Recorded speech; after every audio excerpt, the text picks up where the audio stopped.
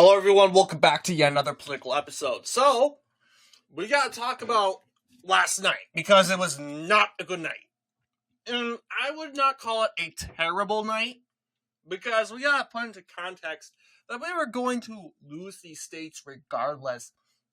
Of course, seeing that the GOP has absolutely won nothing at all, you could very well say, oh, this is just a terrible night for the GOP. It is not terrible, but it's definitely not good, and it's very bad, okay? And we're going to talk about the 4 state races that took place around the United States. We are not talking about New York City. We'll talk about that tomorrow, and we'll also talk about Minneapolis and the impacts that will resort to. Well, actually, nah.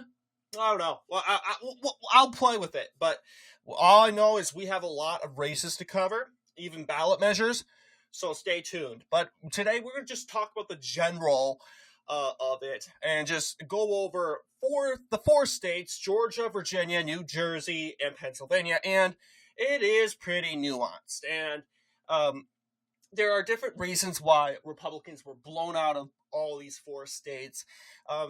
And we're going to start off with Georgia first. We covered Georgia in earlier today's video, which came out earlier today. And we learned that, Democrats swept the state of Georgia in their biggest victory of the century. But before you get all anxious and get anxiety-driven, there's context to it. I don't know why I'm in 2024. I wish we were, but we're in 2025, unfortunately. And we see here, and what we're seeing here is it's very well determined by low turnout, okay? You got only 581,000 Republicans. We talked about in the previous video earlier today that, Herschel Walker, he got 1 million more votes than Tim Eagles, okay? Think about it. Herschel Walker, we knew how much of a bad candidate he did. He got 1 million more votes than Tim Eagles. Okay? It really was the fact that this was a very low advertised race, and it's Tim Eagles' fault, but it does not sound like he did many ads. Okay? He, along with Mr. Fitz Johnson, were running like this was a red state. And they were thinking that, Republicans have the propensity. Republicans have the African American votes. The voters don't show up at this time of year. And it would be like the 2024 Supreme Court race. No, for one thing, we got to talk about the Supreme Court race. Compare the Supreme Court race. The difference between that is, we don't know which side's which. An example is you got Clayton County, solid blue Clayton County voting for the conservative, and you got very deep red. I don't know what these counties are called, but we got a big solid red county going for the liberal. That doesn't happen. You're not really informed on which side is which, especially if this is not really a highly advertised Supreme Court race where you both basically have nonpartisans that you don't know what side aligns with which. But in the basis of Georgia, you have basically the 2 parties. It says Democrat, Republican. We know Democrats are more likely to show up in Georgia than Republicans. I always say, Republicans have the college vote. But in this case, I'm guessing in this context of this election, who's likely to show up more in these elections? I would say the liberal college students. And what you're seeing, obviously, is Allison Johnson? Yeah, Alicia Johnson. Never mind. Alicia Johnson carrying winning in the area she needs to win. 60%. Oh, she did better in Savannah, surprisingly, but she did not do good in the blue blob, which she carried. She carried Cobb by 70%, Douglas by 70%, DeKalb by 90%, Rockdale 90%. Fayette County, probably in the 55, 56 percentage margin. And this county right here, joining the blue blob. It's this, and now you may be wondering, are we going to have this problem in the midterms? I can tell you confidently right now, no.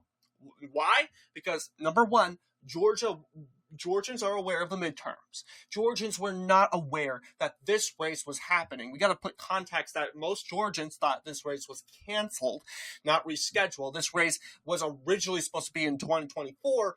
Why did they decide to reschedule it? That was up to the Secretary of State. That was a very dumb move to reschedule it to a non-election year. That's what he did. And this came up, and you might be wondering, oh, well, don't you think it's on election day? Don't you think people should come out and vote? Yeah, supposedly. And that's where you get the 581,000 voters. I could only imagine the turnout if this was in the middle of the spring. And you'll see, yeah, this is an example. 47,000 votes for Tim Eagles in the Republican primary. And a lot of people just didn't care. Oh, I wouldn't say they cared, but didn't know that there was a primary. I didn't even know there was a primary, and because I didn't know, we never covered it. The same thing when it comes to the Peter Hubbard race. 62%, you'll see different county alignment, but still, it's pretty much the same. Now, a lot of people may be casting doubt on me when it comes to the turnout. And I don't see why you would be casting doubt. You have the numbers right in front of you. Neither Hubbard and Johnson got to get into the 100. Neither of them got 1 million votes, despite getting over 60% of the popular vote. They say it's a landslide, but because it's a landslide, but adding context to it, that no one really showed up for this race, it doesn't really feel like you accomplished something. The Democrats want to take this and run with it. Oh, we got our first state. We won Georgia in a landslide, guys. Yeah, because no one showed up. Even your side didn't even show up. Okay? Not even, let's be honest. Yeah, you handingly did well in Cobb County. It used to be Republican County back during the Obama era. 70%, the biggest win you've had in Cobb County, because Republicans didn't show up. But what about areas where Democrats didn't show up? Like over here, Chatham County, Savannah. You should have carried this county by same margin as Cobb County, but no, it's lagging behind a little bit. You'll see African-American areas right here. These Clayton County, 60%, yes, but not as much as the other African-American counties. So much so that, let's be honest. Yes, Republicans, they are correct. Republicans slacked off the most because then again, they're the low energetic, they're the low propensity everywhere. Okay, although they do have the student vote, and I need to clarify that. But obviously, this was a big blow to the Republicans, although despite the low turnout, and I can prove, let's just say, lowering the amount of white people. Okay, yes, lowering it down to 50%. Okay, African American turnout, I would say, imagine it would be a little bit more higher than actually about the same as the white turnout. Oh, not really.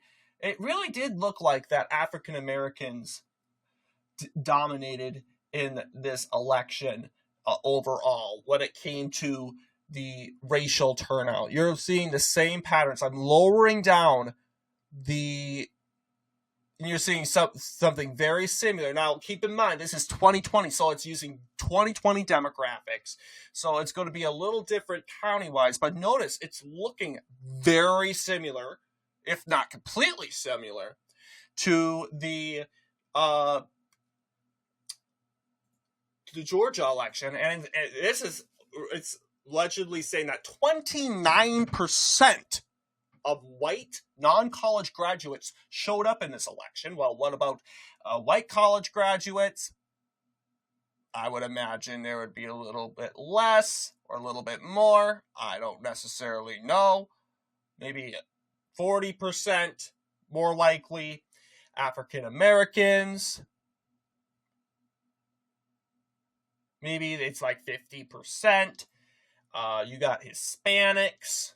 I would say for sure the Hispanic turnout was very low. Probably like 7% at max. Asian, probably 11%. So this is basically your demographics. Of African Americans were the general beneficiary of this race and all. And I know this isn't exact or accurate, but you get the picture. And keep in mind, 1 million votes. You can never, ever, ever, ever, ever get this down, or maybe you can get it down by a little bit. Yeah, I'm doing that. I have all the white, like college graduate.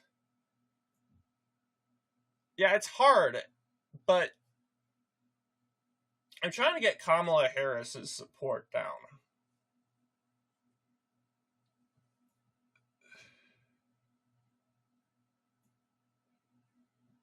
Yeah, if it were African American, then these African American areas would for sure go more. Yeah, this is definitely more of a. But you get what I'm saying. Because this is in a presidential election module. It's kind of hard to get this down to like what I'm trying to do. Get Kamala Harris to 900. It starts to look like light like this. It's because it's set in a presidential module. But regardless, yes, this is not because of policies of the Trump administration. This is just the lack of interest on both sides. However, Democrats are more likely to show up than Republicans because of that. So we can go ahead and move on from that. Obviously, we did not take into account. This was completely off. And I only said Republicans because, Democrats never win these public service elections, and they just did. They have 2 out of 4. Okay, so Republicans dominate the Public Service Commission. They still do in Georgia. But for the very first time, Democrats got seats. However, it's very likely that those 2 Democrats will be losing their seats next year. And I say maybe because, never anything happens. It really does depend if the same thing happens this year, it comes next year. I hope it doesn't. Okay, but it very well could. But Peter Hubbard is a potential candidate, and guess what? Fitz Johnson has already declared his run for next year, and I've already give beef with him. This guy was very dumb. He literally skipped out on a debate, and it was very awkward as Hubbard was basically having a conversation orchestrated by the media to an empty podium, which I'm not going to go over that. But let's jump to New Jersey. And now New Jersey was very disappointing. And this was not the biggest hard pill to swallow, but we were very, very, very optimistic on the gains we were making from 2021 all the way there. And I really do think it really had to do with just Democrat policies in general. What happened? What went wrong? Well, here's the deal. What happened was I watched Steve Tooley's video, and he explained everything that went wrong. Yes, Jack Ciattarelli and his supporters showed up. They did.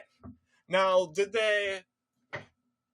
Yes, you'll see. Ciattarelli gained more votes this time around than 4 years ago. So what went wrong? Well, as you can see, we didn't do anything. We did good.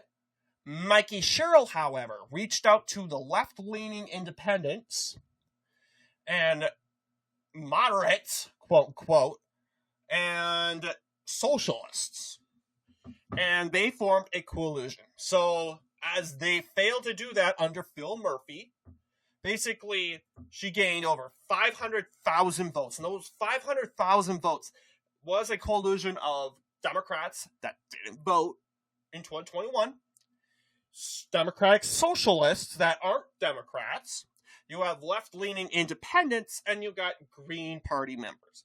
Okay, that's all comprising to 500,000.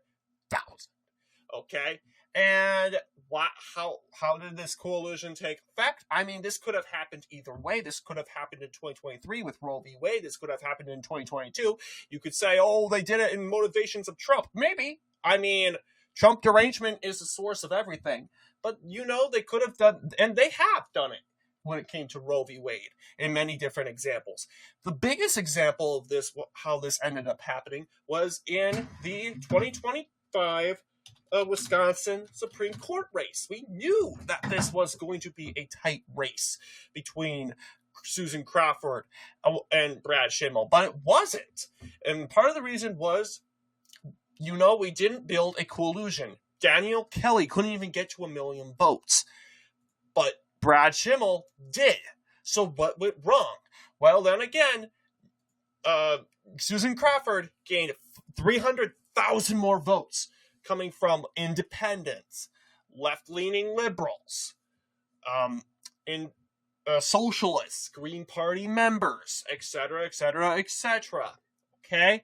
It's that collusion building that the left always is doing. So when we study New Jersey, what happened in New Jersey last night, we need to look all the way to Wisconsin, because Wisconsin explains it all. And speaking of Wisconsin, we have a chance to put this theory into test. I know it's a ways away in April, and the last thing we want to do is think about another election, but next year we do have a Supreme Court race, and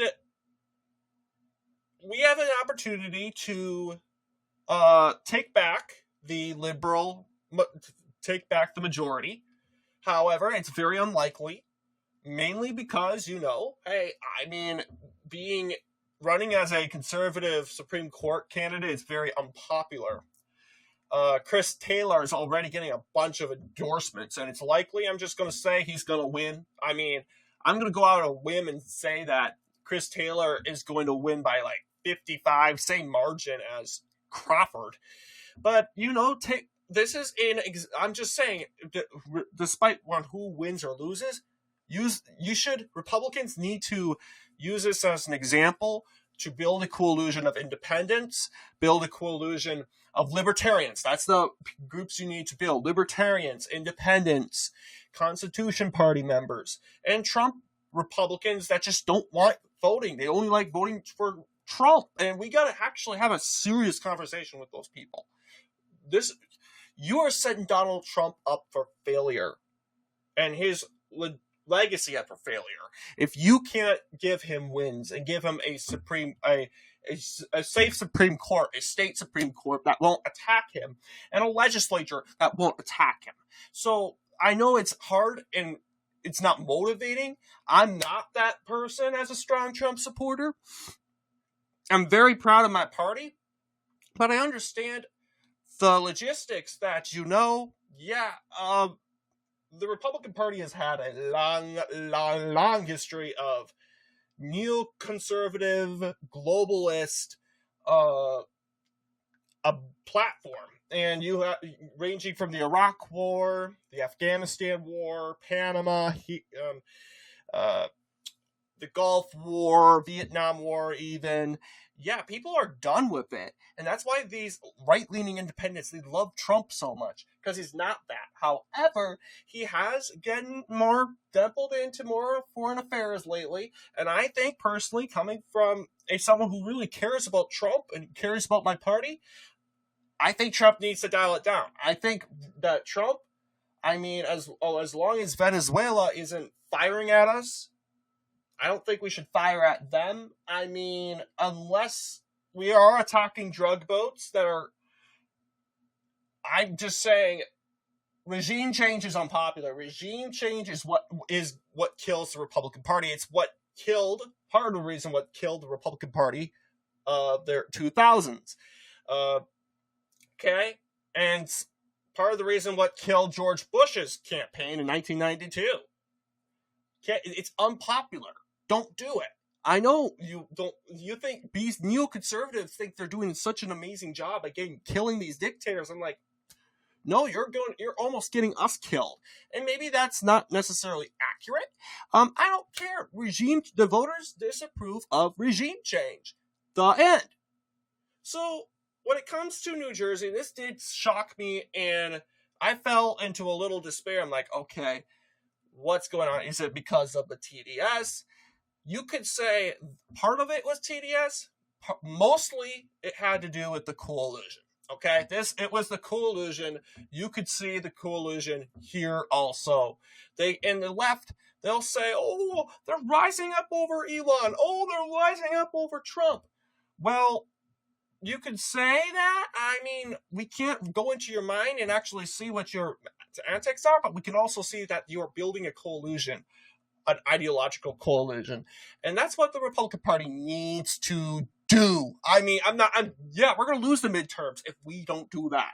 Building a coalition, we have a blessing. This is a blessing. We need to embrace the 2026 April Wisconsin Supreme Court election. We should try to win it. Don't go in expecting to win it. But our expectation is to try to make this a tight race. If we can make this a tight race, then that's a W. That is a W. But we got to start playing from what the Democrats do. Build a coalition, an ideological ticket, and get out and vote. But, I'm only one person, and it's going to take all of us to actually tell these Republicans and tell these campaigns to actually get a spine and go build a coalition. I don't think it's going to happen. I think Democrats are going to win again with the same margin in 2025, if not worse. But, hey, I'm just saying what needs to be done. I'm doing my part. So that was, of course, New Jersey. We'll do that analysis video tomorrow. For Pennsylvania, you will see that it's very similar to Georgia. These races weren't highly advertised. Donald Trump didn't speak of these races. So it's very unlikely these voters are coming out to stick it to the Trump administration. Very unlikely. But you'll see that my hunch was correct. Although I did predict that Washington County would go for Batista, it ended up going for Newman. And we all know why I've mentioned Washington County went blue. It's because Brandon Newman is a judge from Washington County. And obviously, my hunch was correct that the votes, Brandon Newman's influence around Washington County would take away votes from Batista around the county and gain more votes in Allegheny County. But what I was not correct on was these counties right here. I think this is Cumberland County joined Dauphin County. Although, I had Dauphin County going blue. I was right about Erie County and Chester County. Berks County ended up joining. So I was wrong about West Washington County. I actually had that going for Newman. No, not Newman, for Batista, mainly because it's basically a 60% Trump county. And I thought, hey, what are the chances that the liberal college students are going to be flooding these elections? They didn't. But, the average MSNBC boomer flooded these elections. And that is why you have the results we're seeing, like from Washington County, which I predicted would go to Batista, Cumberland County, Berks County, and those are the only three counties. Really, this is, I would say, more accurate compared to,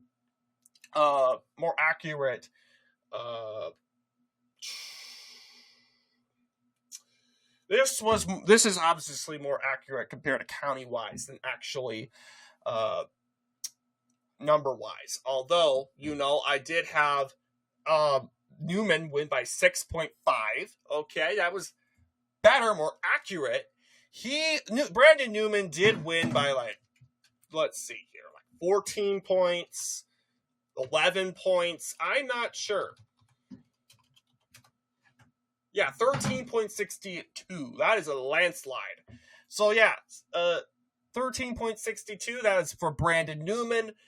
Yeah, he landslided it. It was a pretty big win. Although I did correct, my hunch was correct that he would get over 5 points, and he did that. Going to the race down here, you'll see it's a little similar. Stella Say, or Stella Sai, I think that's how you pronounce it. She won even bigger. And you'll see that she specifically did very well up here. She actually managed to get Lehigh County, which we recognize as compatible, to 60%. Now, Trump almost won Lehigh, just saying. So, and I would say it's mostly due to turnout. You got Lackawanna, Scranton, 60%. And that's the other thing. You'll be like, 60%? But you have 1 million votes voting for Stella Sai. Well, then again, it proves to you how unpopular and how, in general, how low of a turnout Georgia is, right? So this is still low turnout, but it's not as bad as Georgia. Okay? If this was very low turnout like Georgia, you would be seeing all of the whole entire west of the state going for Democrats, going for Brandon Newman and Stella Sai. You would see these counties for sure solidly. That you would probably see Washington County back Brandon Newman by 70% of the vote if you were putting this into Georgia standards. This is still low turnout, but and I expected it to be, because there was, of course, this wasn't a top race. This was just on the outskirts of the main important races, which were New Jersey and Virginia. But this was, of course, a race which had better turnout, way better turnout than Georgia. And I didn't expect it to, because I didn't even know Georgia was even happening until 3 weeks before Election Day. And a lot of my subscribers also saw the same thing. I'm like, I didn't know that either. And this is the first time ever hearing about it. Yeah, crazy, right? And we already covered that video. And half of it, really, because we didn't cover the primaries. But we did cover Pennsylvania. We did cover the primaries. We did cover, and we didn't do independent political episodes on Pennsylvania, as really it wasn't really a major race. But, this is an example of a race where, Democrats ultimately hit the outskirts in, and that was Pennsylvania. 56%, way better than Brandon Newman. You'd be like wondering how did she do better than Brandon Newman overall? I mean, I think she first of all, she won the Puerto Ricans out. Like, looking at Lehigh County, 60%. All the Puerto Ricans, you need all the Puerto Ricans to come together to vote for Stella Sai in order to establish that. While Brandon Newman, not so much in Lehigh County. But yes, in general, way more people in the metro than when it came to Brandon Newman's race. So that covers Pennsylvania, and now we got to talk about Virginia, because Virginia is hard to swallow too. And I would say half of it is the most difficult, and we'll just go over the bases. Let's start off with the governor's race. Winsome Earl Shears, never again. Never again. I'm sorry, Winsome Shears. I agree with you. You're a very wise woman, but you probably ran the worst campaign. Mark Robinson probably did better. Because, let's be honest, the Republicans threw Mark Robinson away. And I'm going to tell you, that was a stupid decision. That was a stupid decision, because the Republicans of 2024 were like, we have to be better. We're better than that. We got to be good people. We have good morals, blah, blah, blah, blah, blah, blah, blah. This is why I call BS on these people that say, there's that Marico doing this and this and this. It's bad morals, because you'll probably know already that Jay Jones, the psychopath, the homicidal psychopath, who fantasized in a text message of killing uh, the Speaker of the House, I think it's Todd Gilbert, and his wife, and his kids, and urinating on their graves.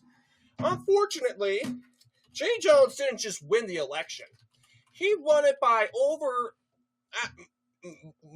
much bigger than Kamala Harris, which is sickening and ridiculous.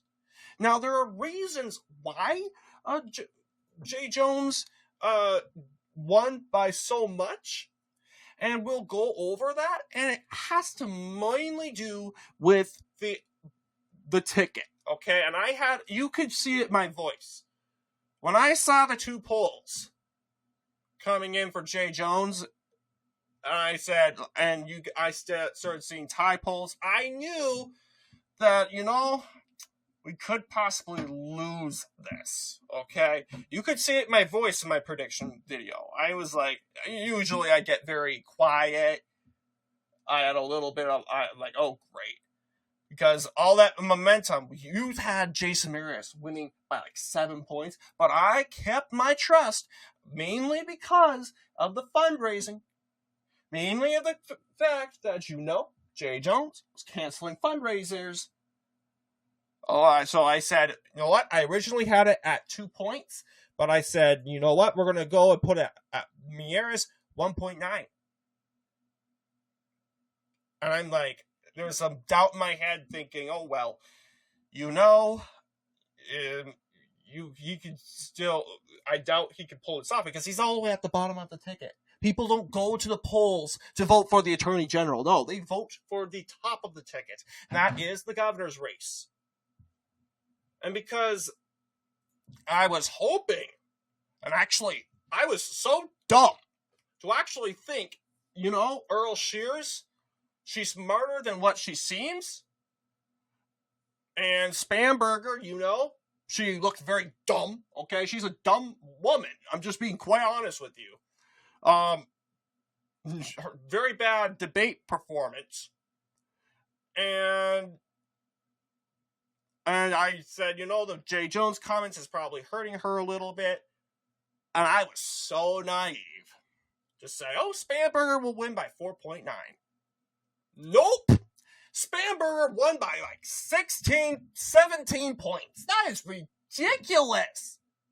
And of course, if she's going to win by 17 points, then it's pretty much inevitable that Jay Jones, psychopath Jay Jones, would win by just as much. Heck, Jay Jones, if he actually went and killed someone with his bloody knife in hand, he still would have won. Why? Why, you may ask? Because everything is on the top of the ticket. This is what we learned from this. We were very, very foolish to think that, there was going to be split ticketing. No, there's never split ticketing in 2025. Since when? This isn't 1980. This isn't 1980, guys. No, Democrats are saying, I'm a Democrat, I'm going to vote for Democrats. No, they can't stomach the fact that they have to vote for a Republican. They will try to mental gymnastic their way to think, Jay Jones, he said he was sorry. This was in 2022. He grew up in a very harsh lifestyle. He is dealing with trauma. He is having experience, blah, blah, blah, blah, blah, blah, blah. This is what the Democrats do all the time. All the time. Graham Plattner, alleged Nazi tattoo, big one on his chest, like every Nazi soldier had. Democrats. Well, he didn't know. He didn't know he had the Nazi tattoo. He didn't know what it was. He was drunk. He was out drinking with his friend and decided to get a tattoo. Who believes that? If this was, Pete Hegseth, oh boy, they would give him nothing. Nothing. So we know they're not calling balls and strikes. It's really, they're putting the tail on the donkey. They're taking the tail off the donkey in this one. And I'm like, we can do better than this. I get this is a blue state. But it's just to stab him in the heart to think, our world is just that sick. Democrats are just that sick. They can't hold one of their own accountable. They just can't. And that's why I'm saying, Mark Robinson, if he ever runs again, back him. No, I don't want him to win the primary. I think he's weak. No, I think I think straight out. Yeah, everyone should, every single Republican needs to apologize to Mark Robinson. It was a waste. We could have flipped North Carolina. But because, Mark Robinson said something so hurtful, so nasty, so dirty on a porn file, that's so horrible. Really? You got a guy right here who wants to kill kids and urinate all over their graves because they're Republicans. This is a guy who wants to kill police, and now he's the top cop. And you think Mark Robinson is disqualified for being governor because he said something. Not a death threat. Not a death threat towards kids. Nothing. And just a very lustful comment towards women, nude women, on a porn file. Really? Really? And what do the Republicans do? And I would say, maybe Republican women, they didn't take that so well. They didn't like Mark Robinson's comments. And they jumped on the Stein ship. But yeah, I mean, even a lot of Republicans, Trump counties voted for Stein. They've held their own accountable. And not to mention, this guy was on the top. On the top of the ticket. Jake Jones is on the bottom. And they can't even handle voting Republican and someone at the bottom of the ticket. Hey, they'll, as far as I'm concerned, there could be a kid election or some sort of junior election, and they would vote for the kid. I'm just being a hypothetical make-believe here, being satire right now. I'm just saying as an example, if there was such thing as a kid governor, and there is, in New Hampshire and Connecticut and Oklahoma, if there was such thing, and in Oregon also, if this was a statewide actual election, not a mock election that the state kind of funds here and there, Democrats would be campaigning like heck to make sure that not a 5-year-old, but an 8-year-old kid, like, what is the 8-year-old going to do for your life? No, they don't care. It's about the virtue signal. It's about, our side won, and it makes us feel so good. Really? So, you don't care that you voted for a psychopath, homicidal killer. Instead, you feel so good, so warm and fuzzy, I'm a good person because my side won. If I were a Democrat, I would be very ashamed of my political party that I elected a homicidal maniac. But because Democrats kind of set the standards of, this is normal, I really, really, really wish we could have flipped. I think we could have done better in 2024. We should have gave Mark Robinson the chance, but, I get it. The Republican Party was afraid that Mark Robinson would hurt Trump in North Carolina. I understand that. He was a liability. He was a risk. But let's just say this was the midterms. If something like that happened, wipe it off. Get over it. And, you have the lieutenant governor's race, and I think we did a good job. We did a good job when it came to sticking with John Reed. He had a scandal. He allegedly shared Nazi porn. Same thing like Mark Robinson, around the same margin here. but this is sort of like a Virginia margins, like a 2020 like race.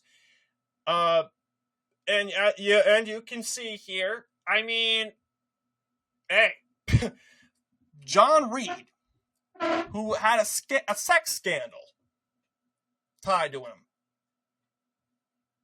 he did better than Winsome Earl Shears, who, by the way, if she wants to run, let her run. I mean, if she wants to run for U.S. Senate, go ahead, girl, but you're not running for governor ever again. Just letting you know that. You blew it. You blew it. You totally blew it out of proportion. And we knew she would.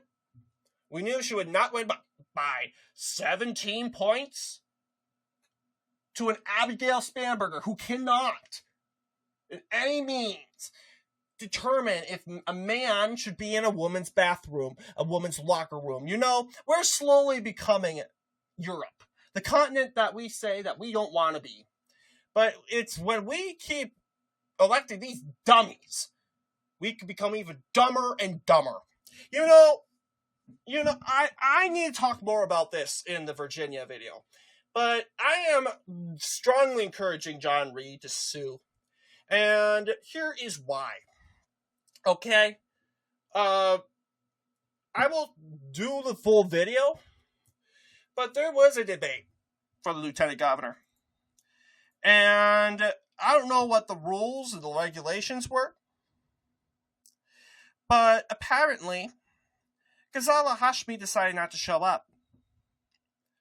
But apparently, either way, she benefited from it. Because the news station, and I'm sure a lot of you heard of this, but I'm just saying, I'm pointing out the scandal of this. The news station decided to collide with the Hashmi campaign. I'm saying it's collision because it's quite obvious. And to establish an AI-generated computer displaying Ghazala Hashmi and the answers and the responses that she would deliver if she were actually there. And you know how AI works, so I don't even have to explain it. So you have John Reed, who is the only candidate on the stage, or really you have a AI-generated version of Ghazala Hashmi created by the news network. I'm not going to search the internet for that news network. It's waste all that time. But that news network, Virginia State-run television, and she goes, basically, here's the deal.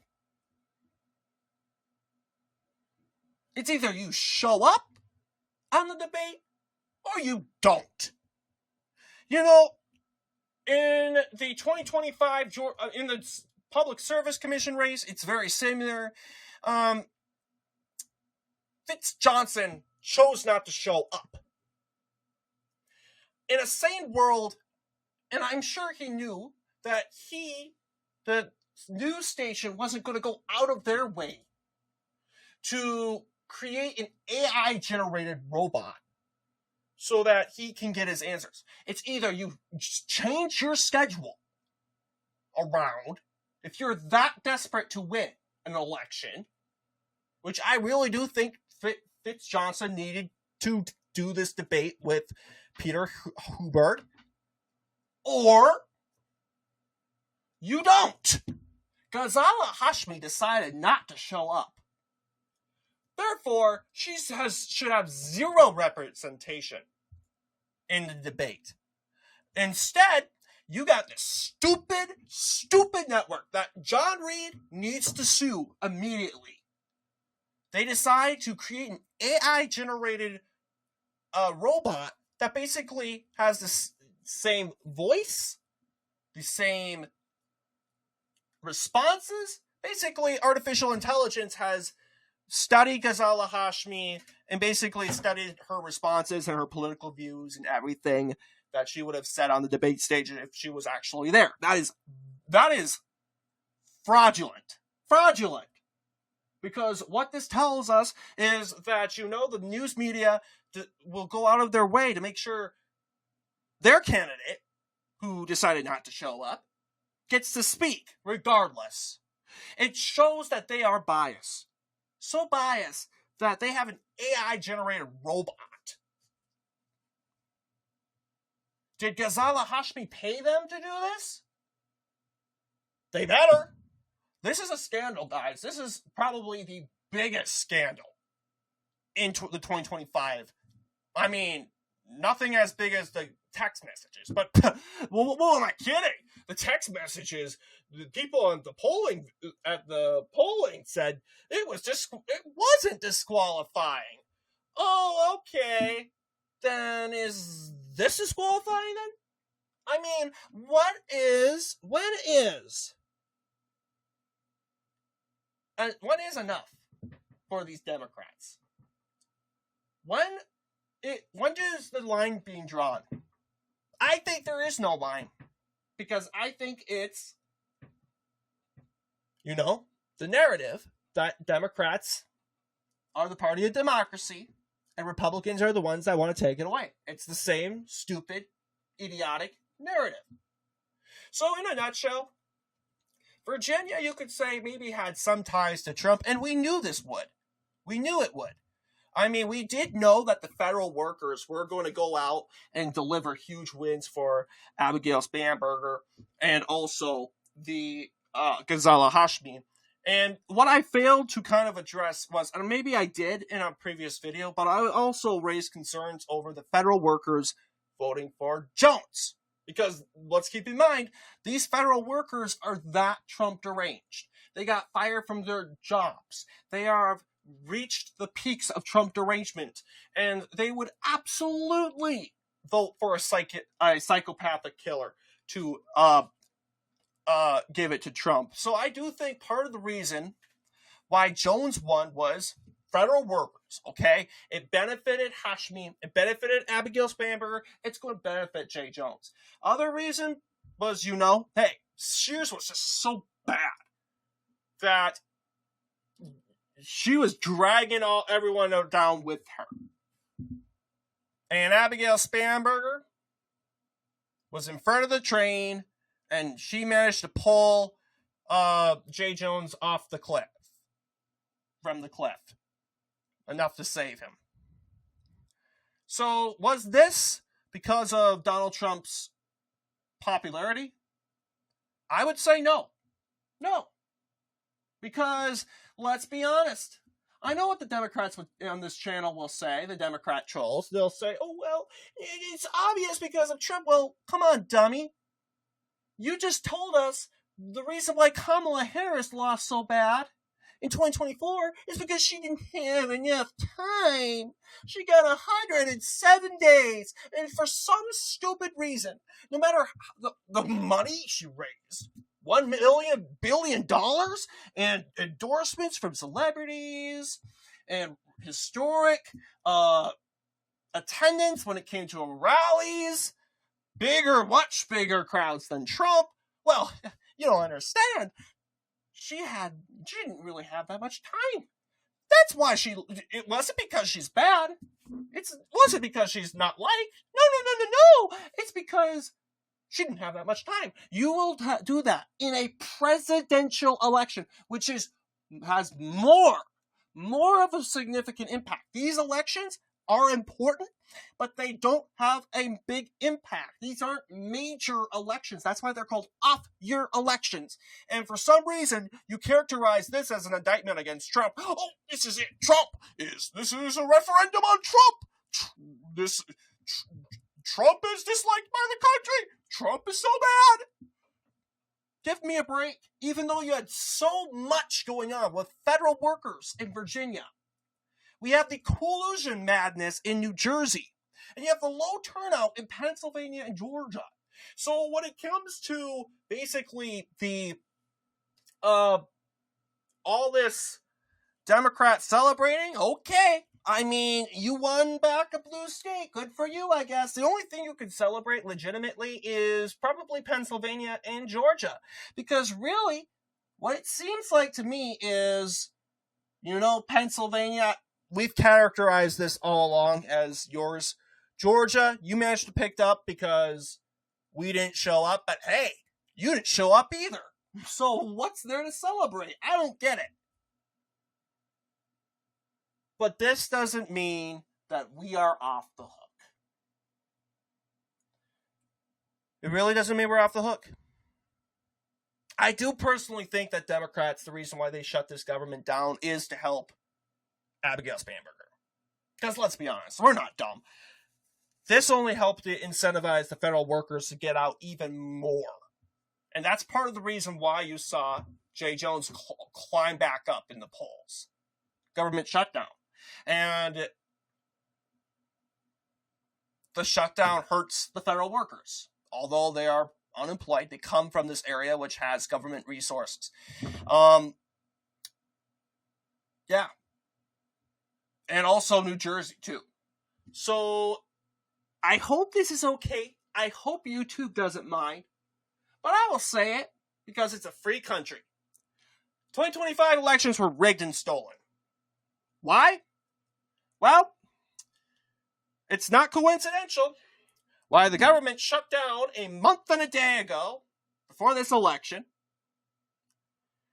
and all they needed was a month and a day to get the pain. And I guarantee you, this government will open up very soon again, because the Democrats got what they wanted. We all know that Hakeem Jeffries and Chuck Schumer, they want to keep their jobs, and part of their reason to keep their jobs, what they're going to have to do is help Democrats win elections. So if they win these elections big, that's a win for Schumer and Hakeem Jeffries, but they're too dumb to understand that they're done. No, they're done. No, they don't like them like that. Hakeem Jeffries and Chuck Schumer, no, they're right-wingers. Chuck Schumer is a Zionist, according to the left. Hakeem Jeffries, AIPAC funded. So they're throwing them away. So was this really worth it? Hakeem Jeffries and Chuck Schumer? Final thing before I wrap this up. What now? That's the thing. What now? After reviewing this election, I think it's safe to go and move on to the midterms, but that does not mean we don't take the lessons that we learned from these elections with us. I 100% want to make sure the GOP knows how to build a coalition. Because this is what matters in blue states, okay? You don't have to worry much about red states, blue states, and swing states. That's what matters. And normally it's just swing states, okay? Just swing states. And that's really what matters. Because I will tell you, states like Michigan, okay? That's a state I'm very concerned about. There's a lot of independents, a lot of left-wing libertarians. You have Haley Stevens running. You have the Secretary of State running, Miss Benson.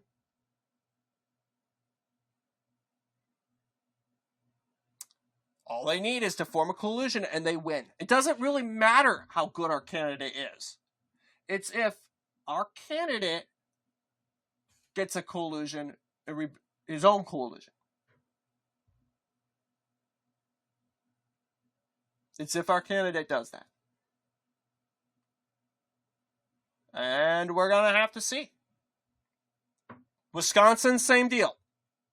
Arizona, that's a good opportunity to actually make amends, like actually get an arm's reach to the libertarians, because Arizona has a very big libertarian base. Make an alliance with the libertarians.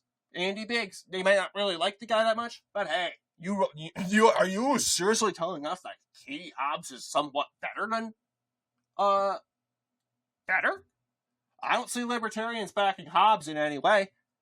So, and the other thing is, we got to watch these Democratic Party primaries. We got to continue to recruit the best of the best politicians, experienced politicians for these Senate and gubernatorial campaigns. We got to watch the House of Representatives. We can course correct now and still win the midterms. But I am not going to say, like I did in 2025, this can be a blue wave in 2026. Yes, it can, because if we don't build a coalition, all Democrats need to do is win Maine, Michigan, Georgia, North Carolina. That's the Senate. Although we still win the Senate, they won all the compatible states, right? We failed our objective. We didn't expand like we wanted to. On top of that, Democrats, they gerrymandered in California. We'll talk about that later. And that's been successful. All they need to do is win all the tossed-up House seats, and they win the House. And really, the best shot we got is the governor's race. I mean, they win Wisconsin, they win Georgia maybe, they win Michigan, they win Arizona, I don't know. We will flip Kansas regardless. That's a no-brainer. But there's your blue wave. In a nutshell, in a summary. Okay? That can happen. Then that's basically a replica of last night. We can prevent that. And we can prevent that now. So, what are we waiting for? Let's get to work. Well, thank you all for watching this video. I'll see you all in the next political episode.